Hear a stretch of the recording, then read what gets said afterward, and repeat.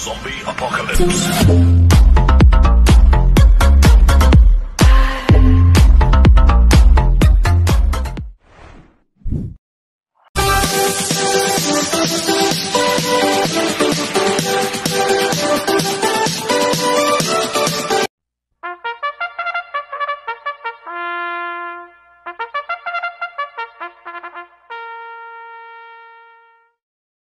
Magandang araw po mga bayang karalista. Ngayon po ay araw ng Miyerkules, October 11, 2023. Karera po ng Metro Turf, Malbar, Batangas. Meron po tayong 8 karera sa araw na ito. Nandito naman po yung lingkod, Drunken Master Wang po, aka Elo Atubudoy, para magbigay ng giya at analysis sa inyo mga bayang karalista. Mga bayang karalista, ang start po ng karera natin ay 5:30 p.m. At bago po ako magsimula magbigay ng giya at analysis, huwag pong kalimutan subscribe, like, and share YouTube channel ko po. At syempre, huwag din pong kalimutan i-click yung notification bell ko para updated po kayo sa mga bagong videos ko. Kaya mag-start na po ako sa pagbibigay ng giya at analysis. Race 1, first pick 5, go for race 1 to 5. May 6 na kabayong tatakbo, 3-year-old and above maiden race sa distance 1,200 meters. First choice ko po dito, numero 1, Summerlin, na sasakyan po ni Adrian Bupete. Ito, nag-barrel trial po siya noong September 30. Pang-apat po siya, kada rank 3 star alert. At nag-prevo siyang 1.15.2 sa distance 1,200 meters, si Summerlin. Kaya malaki panalo sa akin ito. Kaya siya po first choice ko. Second choice ko po number 6, On Eagle Swings, na sasakyan ni Ace Aguila. Itong si On Eagle Swings, inabol na ito si Top Tiger. Ngayon, tingin ko, siya po magdadala ng unahan dito. So, On Eagle Swings, medyo may extend distance, 1,200 meters. Kaya sa akin, tingin ko, malaking po panalo sa akin ito. Kaya siya po ang second choice ko. Kaya ang first choice ko naman, Summerlin. Second choice number 6, On Eagle Swings. Sa race 2 po tayo, winner take all ko po 2 to 8. May 7 kabayong tatakbo. Rating basis ng class 4, 22, 27, 28, 33, merge. Distance 1,200 meters. First choice ko po dito, number 5, Tel Bell, na sasakyan po ni JB Hernandez. Last run po ni Tel Bell noong September 30. Tarsero po siya kala Queen Louis True Story. Cambio hinili, bigyan na po kay JB Hernandez. Last run, Pabs Caballero po sumakay dito. Kaya malaki panalo sa akin ito. Kaya siya po first choice ko. Second choice ko po yung number 3 na Solomo Eni, na sasakyan ni Kelvin Abobo. Itong si Solomo Eni noong September 23, pang-apat po siya. Kila Declare for Plane. Kaya may panalo rin sa akin to, kaya siya po second choice ko. Kaya ang first choice ko po, number 5, Tel Bell. Second choice, number 3, Solomo Eni. Sa race 3 po tayo, pick 6, cover race 3 to 8. May 6 na kabayong tatakbo, rating basis in class 4, 16-21 split, distance 1,200 meters. Dito sa race 3, mayroong mga mabibilis na pwedeng maglutyahan. Sila Advance Party, Rockaway, Double Happiness, Doña Chichay. Si Rockaway pwede namang isunod dito. Si Double Happiness pwede rin pong isunod. At si Doña Chichay. Kaya ako, ang first choice ko po dito, yung bumaba po ng rating based system, number 4, Doña Chichay, na sasakyan ni RC Susun. Ito, dami po ni RC Susun to, si Doña Chichay. Itong kabayan na ito, pwedeng mauna, pwedeng isunod. Kaya malaki panalo sa akin ito. Kaya siya po first choice ko. Second choice ko po, number 3, Double Happiness, na sasakyan ni apprentice sa kay BJB Galleta. Ito ay gumahang po ang peso. Lasan ang sumakay po dito si Lester De Jesus. At ngayon ay si BJB Galleta. At last lang po nito noong October 1. Segundo po siya kay Red, White, and Blue. Kaya malaki po panalo sa akin ito. Kaya siya po second choice ko.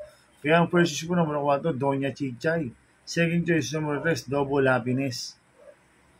Sa race 4 po tayo, pick 5, go for race 4 to 8. May 7 kabayong tatakbo, rating basis in class 5, 11-15 split, distance 1,200 meters. First choice ko po dito, number 6, iikot lang, na sasakyan ni JD Pabilik. Last run po ni iikot lang,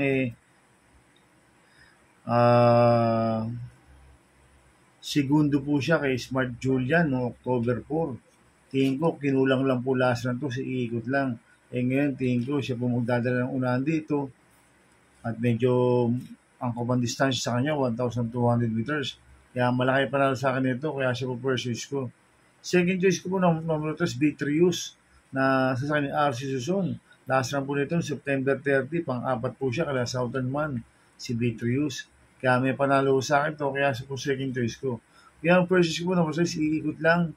Second choice number 3 Vitrius. Sa race 5 po tayo, pick 4 ko race 5 to 8. May 8 kabayong tatakbo, rating basis team plus 5, 11, 15 split. Distance 1,200 meters. Dito sa race 5, merong mabilis na pwede mag-good chance, si San Monlig at si Mr. Manirenial. Baka hindi po magbigaya niyan. Kaya ang pipiliin ko po dito, ang first choice ko po, yung bumaba po na rating base system, numero 7, Call to Honor, na sasakyan Charles Reyes to, bagong baba ng grupo to. Kaya malaki panalo sa akin ito. Kaya siya po first choice ko. Second choice ko po yung Derematic number 3, El Mundo, na sasakyan ni AR Villegas. Kaya ang first choice ko po number 7, Call to Honor. Second choice number 3, El Mundo. Sa race 6 po tayo.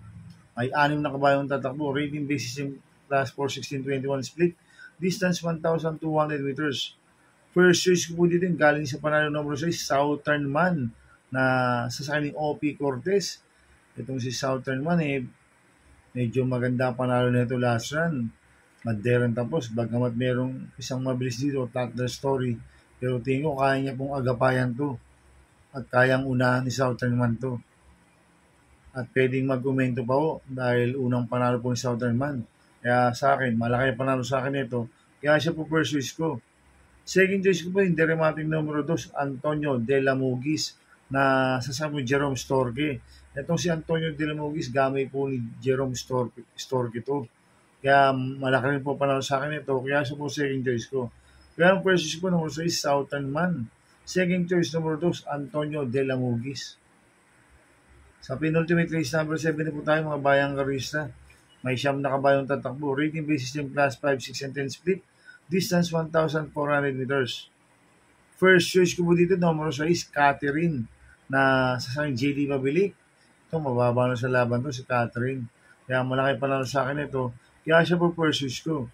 Second choice ko po, number 9, Double Strike, na sasakyan Joel Ciego. Last run po nito noong October 4. Segundo po siya kay Majestic Star, si Double Strike. Kaya malaki po panalo sa akin ito. Kaya siya po second choice ko. Lalagang po third choice sa pandiado, number 7, Blue Miss, na sasakyan ni OP Cortez. Kaya ang first choice ko po, number 6, Catherine. Second choice, number 9, Double Strike. Third choice sa pandiado, number 7, Blue Miss. Sa last race po tayo sa race 8. May 10 kabayong tatakbo. Rating basis yung plus 5, 6, and 10 split. Distance 1,400 meters. First choice ko po dito, number 7, Smiling Lady, na sasama ni Claro Espare Jr. Last run po nito no October 4, tarsero ko lang Majestic Star. Kaya malaki panalo sa akin ito, kaya siya po first choice ko. Second choice ko po, number 5, Sinag, na sasakyan ni Patty Dilema. At lalagang po third choice sa pandiado, number 9, Arubay Tusan, na sasakyan ni Charles Reyes. Ito, pag nilaban ng koneksyon at binigyan po ng importansya, magandang diado ito. Kaya siya po third choice ko na pandiado. Kaya ang first choice ko po, number 7, Smiling Lady. Second choice, number 5, Sinag. Third choice sa pandiado, number 9, Arubay Tusan. Good luck and happy racing mga bayang karorisa. Inuulit ko, ito'y gabay ko lang at analysis ko. Pero pagdating sa tayan, kayo pa din masusunod. Sana ay swertein po tayo ngayon at magsitama. Kaya good luck po sa ating lahat mga bayang karorisa. Shoutout muna ako. Happy racing po sa mga bagong subscriber ko at sa mga walang sawang sumusubaybay sa YouTube channel ko. Maraming salamat po sa inyo. Sana ay swertein tayo at magsitama. At happy racing rin po sa mga boss ko, kay Boss Manuel Chua, Boss A.R. Bueno, Boss Charlton Santos, Boss Edwin Isidro. Happy racing po. Sana ay swertein tayo at magsitama. Kaya good luck po sa ating lahat. Kaya mga bayang karorisa, please subscribe my YouTube channel at Tubudoy 2.0. Sana ay lagi niyo pong panoorin yung ads ko, huwag niyo pong skip. Kaya maraming salamat po sa inyo and God bless. Zombie Apocalypse.